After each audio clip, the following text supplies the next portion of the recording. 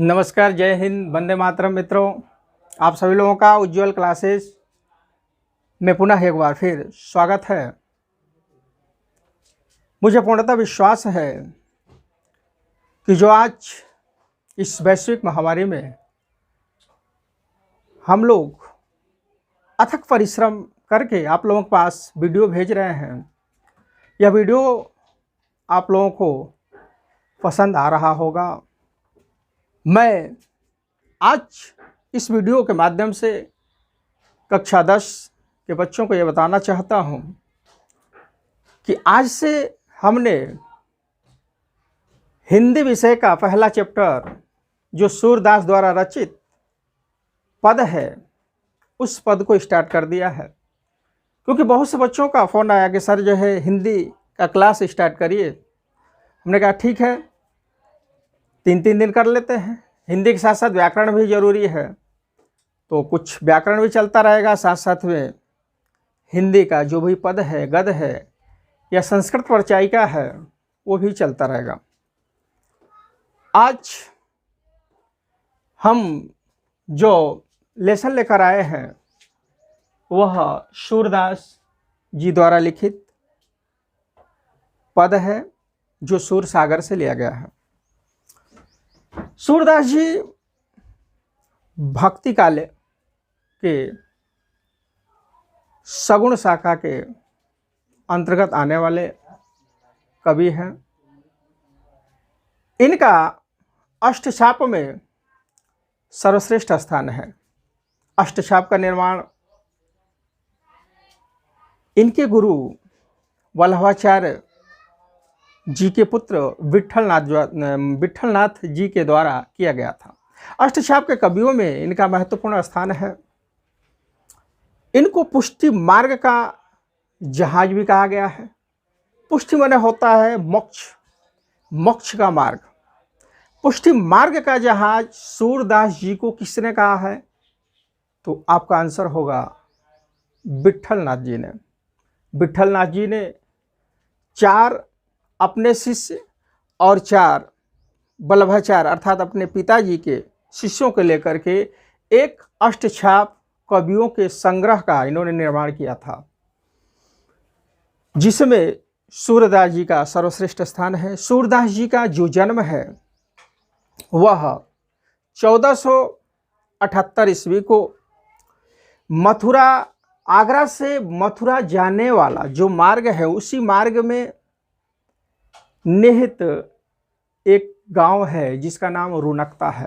तो रुनकता में बताया गया है। कुछ विद्वान ये कहते हैं कि नहीं, सूरदास जी का जो जन्म हुआ है वह दिल्ली के निकट एक गांव है जिस गांव का नाम सीही है, सीही गांव में हुआ था। लेकिन अधिकांश विद्वानों के अनुसार सूरदास जी का जो जन्म स्थल है वह रुनकता को बताया जाता है। सूरदास जी जन्मांध थे या बाद में अंधे हुए, इसको लेकर के भी विद्वानों में बहुत बड़ा विवाद है। कुछ विद्वान ये कहते हैं कि नहीं, सूरदास जी जन्मांध थे। कुछ विद्वान ये कहते हैं नहीं, सूरदास जी जन्मांध कैसे थे? इतने सारे रचना कर लिए, कृष्ण की लीलाओं का गान कर लिए, वह कैसे जानते हैं कि लाल रंग कैसा होता है, पीला रंग कैसा होता है? तो ये बाद में अंधे हुए। तो जो बाद वाले विद्वान हैं वो लोग एक कथा के माध्यम से, एक कहानी के माध्यम से उनकी जन्मांधता को प्रमाणित करते हैं। दूसरे वर्ग के जो विद्वान हैं वो ये कहते हैं कि सूरदास जी एक मंदिर में प्रतिदिन जाया करते थे। उसी मंदिर में एक स्त्री पूजन के लिए आती थी। वह स्त्री बहुत ही सुंदर थी, जिस पर सूरदास जी आसक्त हो गए। एक बार वह स्त्री पूजन करके जब अपने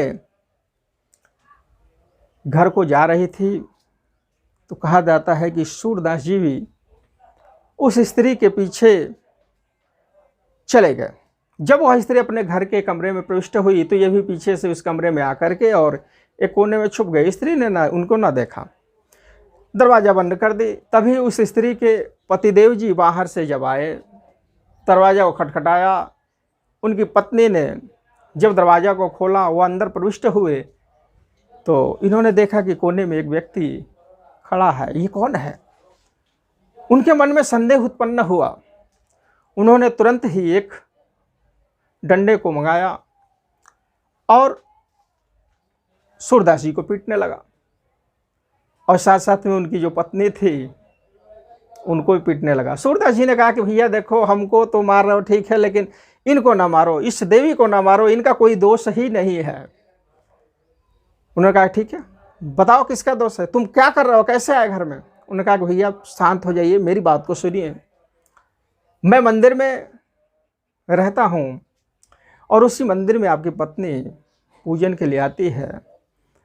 मैं इनके बाहरी सौंदर्य को देख करके इनके प्रति आकृष्ट हो गया, और जैसे ये घर में आई तो मुझसे रहा ना गया, मैं भी पीछे पीछे आ लिया। और इनको इस बारे में कुछ भी जानकारी नहीं है, इनका कोई दोष नहीं और ना ही दोष मेरा है। अगर दोष है तो मेरे इन दो आँखों का है। मेरी ना आज आँख रहती, ना मैं आज आपके हाथों में पीटा जाता। उन्होंने कहा कि पुत्री जाओ और जाकर 2 सुआ लेकर आओ। उस पुत्री ने, उस स्त्री ने 2 सुआ ला कर दी। उसे नहीं मालूम था कि ये क्या करेंगे। उन्होंने दोनों सुआ को लेकर अपने आँखों में भोंक लिया। कहा जाता है कि आँखों में भोंकने के बाद उनकी आँखों से आंसू के जगह पे खून टपकने लगे और वह हमेशा हमेशा के लिए अंधा हो गया। तो कुछ विद्वान, दूसरे विद्वान जो थे, इस अनुसार इनकी जन्म अंधता को प्रमाणित करते हैं, लेकिन अधिकांशतः जो विद्वान है वह आज सिद्ध कर चुके हैं कि सूरदास जी बाद में अंधे नहीं हुए, बल्कि जन्म से ही अंधे थे। सूरदास जी के पिता का नाम रामदास था, जो एक शाश्वत ब्राह्मण थे। उन्हीं के घर में इन्होंने सन 1478 ईस्वी को जन्म लिया था और अपने लेखनी के माध्यम से हिंदी साहित्य को समृद्ध किया। कहा जाता है कि सूरदास जी के गुरु का नाम वल्लभाचार्य था। वल्लभाचार्य जी को ये पहले विनय के पद, प्रार्थना के पद लिख करके दिखाते थे, उनको देते थे। उनके जो गुरुदेव थे बहुत खुश थे, प्रसन्नचित्त थे। एक दिन उन्होंने कहा कि देखो सूरदास नाथ, गोवर्धन पर्वत पर श्रीनाथ जी का मंदिर है, आप उस मंदिर में मैं आज से आपको पुजारी नियुक्त करता हूँ और आपसे ये कहता हूँ कि आप जो है अब कृष्ण भगवान के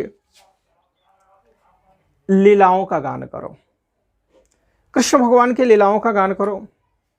सूरदास जी ने अपने गुरु की बातों को शिरोधार्य किया और श्रीनाथ जी के मंदिर में चले गए और वहीं पे जाकर के प्रतिदिन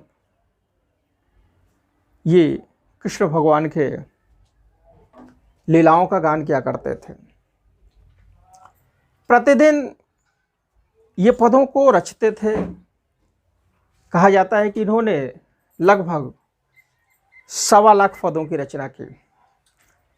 वहाँ पे और भी कवियों का मंडली था, उसी मंडली में कीर्तन, भजन इत्यादि ये लोग करते थे। आज के समय में इनके द्वारा लिखित जो पद है वह सिर्फ 10,000 ही पद मौजूद है। सूरदास जी ब्रज भाषा के एक प्राकांड विद्वान थे, अर्थात इनको ब्रज भाषा पर पूर्णतः एक तरह से कह लिया अधिकार प्राप्त था। इनकी जितनी भी रचनाएं हैं वह ब्रज भाषा में है। ब्रज भाषा के माध्यम से इन्होंने हिंदी साहित्य को समृद्ध किया। इनके जो गुरु है वल्लभाचार्य, और उस वल्लभाचार्य जी के जो गुरु है विष्णु स्वामी। तो क्वेश्चन ये आता है, अगर क्वेश्चन ये आ जाए कि सूरदास जी के गुरु का क्या नाम है, तो आप बताएंगे कि वल्लभाचार्य। अगर ये क्वेश्चन आ गया कभी कि वल्लभाचार्य जी के गुरु कौन थे, तो वल्लभाचार्य जी के गुरु का नाम विष्णु स्वामी जी था। भक्ति काल के सगुण शाखा के सर्वश्रेष्ठ कवि सूरदास जो कृष्ण भगवान के अनन्य भक्त थे, उनके द्वारा लिखित आज हम पदों को पढ़ेंगे। सूरदास जी की थोड़ा सा रचनाओं के बारे में चर्चा कर लेते हैं। सूरदास द्वारा लिखित जो रचनाएं हैं उनकी संख्या 3 बताई गई है। सूर सागर, साहित्य लहरी,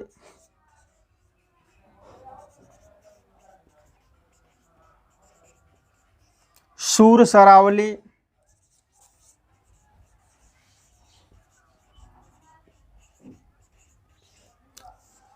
ये 3 रचनाएं हैं। अगर क्वेश्चन ये आता है कि सूर सागर के लेखक कौन है, तो आपका आंसर होगा सूरदास जी। साहित्य लहरी के लेखक कौन है, तो सूरदास जी। और सूर सरावली के लेखक कौन है, तो सूरदास जी। और इससे संबंधित जो प्रश्न है 1 नंबर का आ जाता है। क्वेश्चन ये पूछ देता है कि सूरदास जी का जन्म स्थल बताइए, तो रुनकता होगा। सूरदास जी का जन्म किस सन में हुआ था, तो 1478 ईस्वी में। इनकी मृत्यु कब हुई थी, तो 1583 ईस्वी में। तो आपको जीवन परिचय जो 3 नंबर में आएगा, उसमें इनके जो कोई भी कवि हो या रचनाकार हो, उनके जन्म स्थान को, उनके द्वारा जो शिक्षा है उन शिक्षा के बारे में, माता पिता के परिचय के साथ साथ जो भी सामाजिक कार्य किए हैं उसका थोड़ा थोड़ा परिचय देते हुए लास्ट में हम इनके मृत्यु सन को बताएंगे और फिर उनकी रचनाओं को लिखेंगे। तो इस तरह से थोड़ा सा अगर परिश्रम करते हैं तो हर एक कवियों का कर करके हम थोड़ा थोड़ा करके हम रचनाओं को याद कर सकते हैं। अपवाद रूप में इनकी 2 और रचना बताई गई है।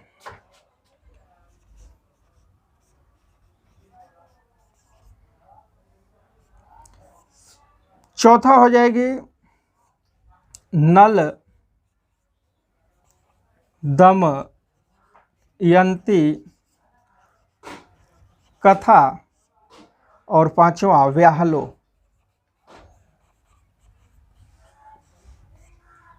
ये भी इनकी रचना है, नल दमयंती कथा और व्याहलो।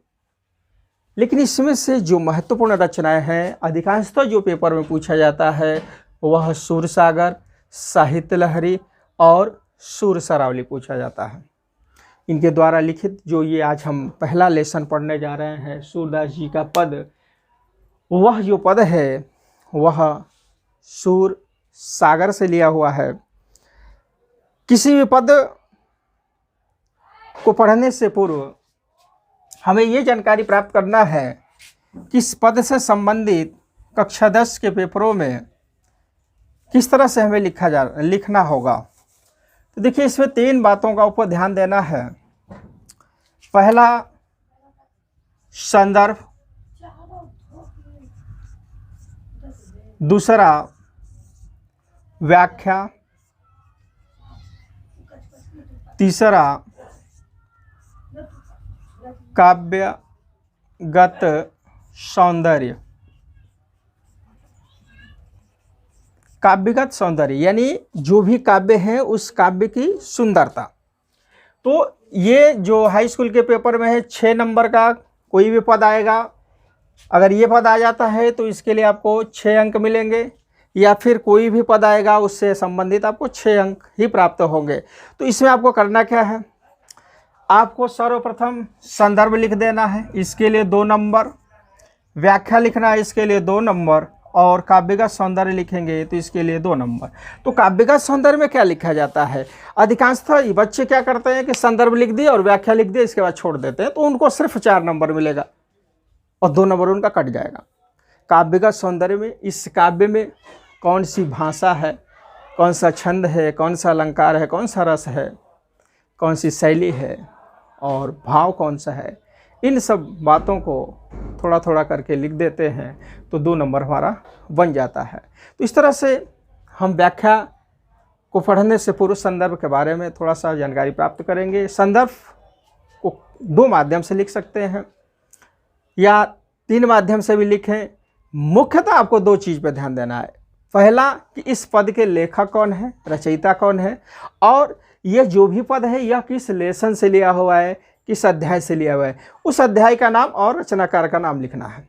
जैसे ये पद है आपका कि चरण कमल बंदो हरिराई, जाकी कृपा पंगु गिरलंघ। अगर ये पूरा पद आता है और पूछा जाए कि इसकी आप संदर्भ सहित व्याख्या कीजिए और नीचे लिख दे देता है कि काव्यगत सौंदर्य स्पष्ट कीजिए, तो सर्वप्रथम आप संदर्भ लिखेंगे एक प्रस्तुत पदखंड सूरदास द्वारा विरचित पद नामक शीर्षक काव्य से लिया गया है, बस इतना सा।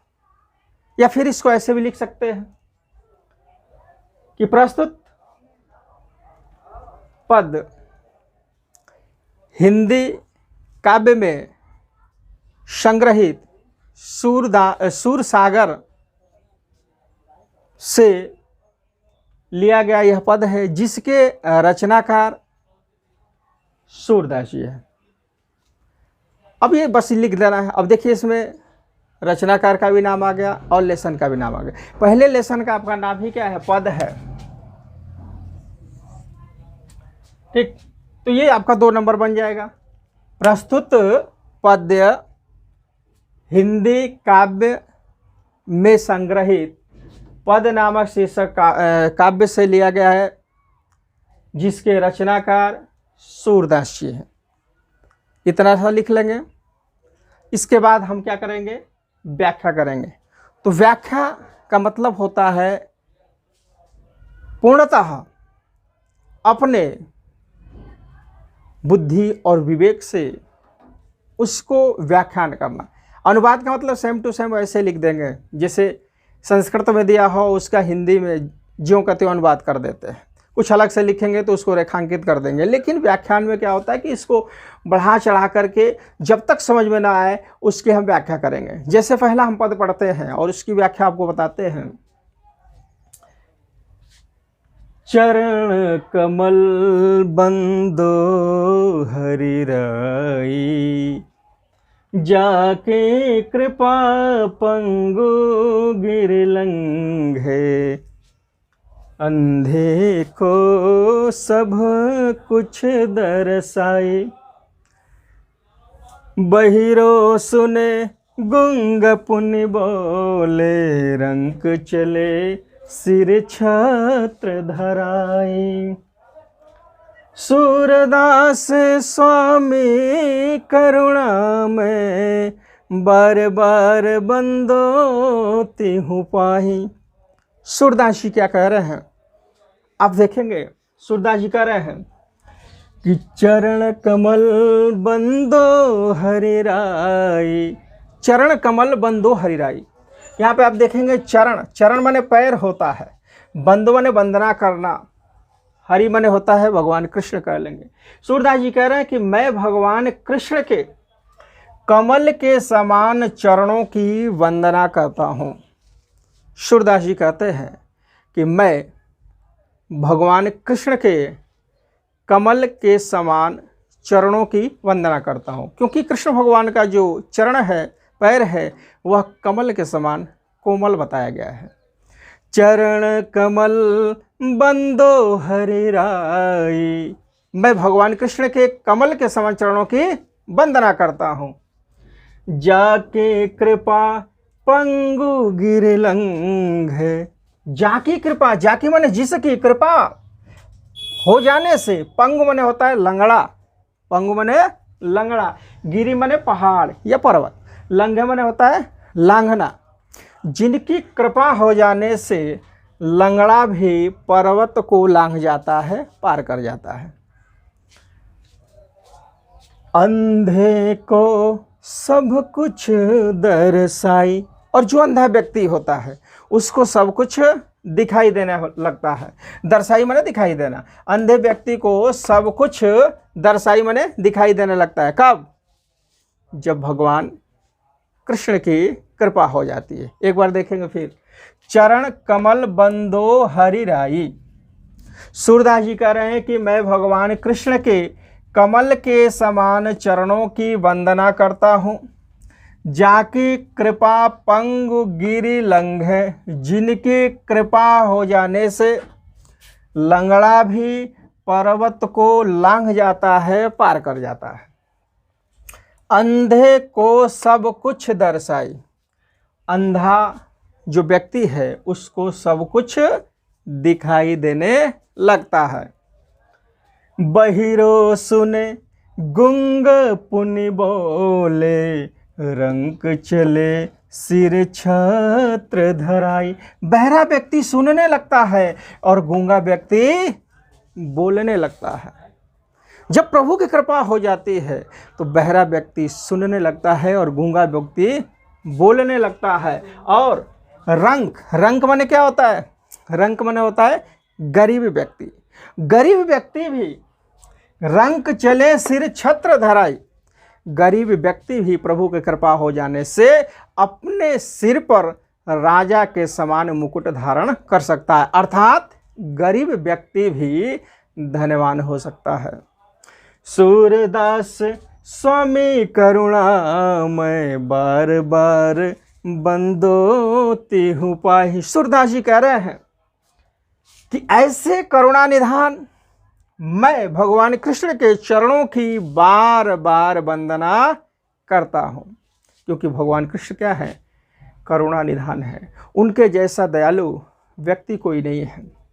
तो सूरदास जी कह रहे हैं कि सूरदास स्वामी करुणामय। सूरदास जी कह रहे हैं कि ऐसे करुणा निधान स्वामी का मैं बार बार वंदना करता हूँ।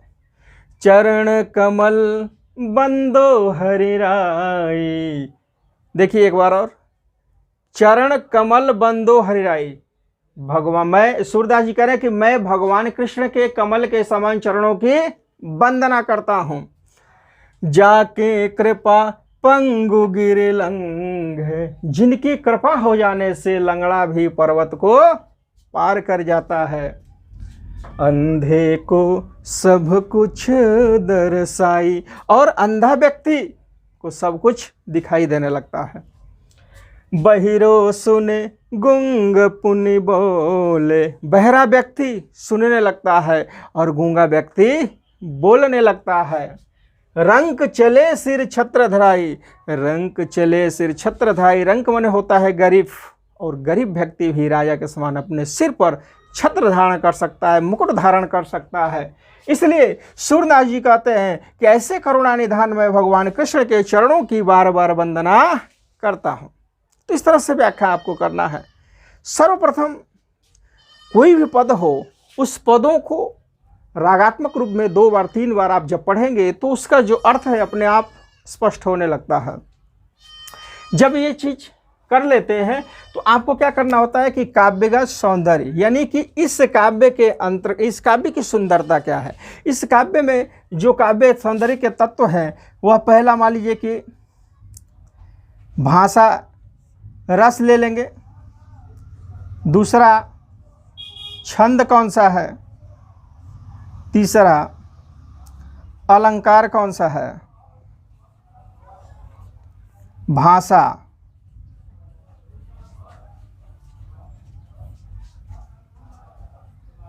तो हमने पहले ही बताया कि इनकी जो भाषा है वह ब्रज भाषा है। तो इसमें रस कौन सा होगा? तो इसमें देख रहे हैं कि भगवान कृष्ण के चरणों की वंदना की गई है, तो एक तरह से प्रभु की भक्ति की गई है, तो इसमें भक्ति रस दिखाई दे रहा है, भक्ति रस झलक रहा है। छंद पूछा जाए तो चरण कमल बंधु हरिणाई, छंद कौन सा हो जाएगा? तो इसमें छंद यहीं पे लिखा हुआ है, पद छंद हो जाएगा। और अगर इसमें अलंकार पूछ दिया जाए तो रूपक अलंकार हो जाएगा।